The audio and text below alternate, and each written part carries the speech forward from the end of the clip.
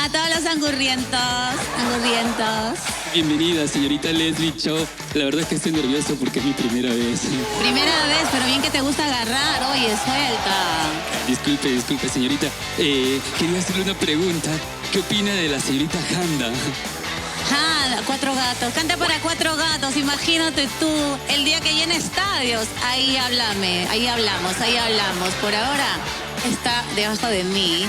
Ah, wow. Y hablando de temas polémicos, señorita Chao, ¿qué opina de la relación de Cuevita con Pamela Chancho y lo que ha pasado con Marichol? Ay, Dios mío, pero ¿cómo vas a preguntar eso? Estamos hablando de la faraona de la cumbia.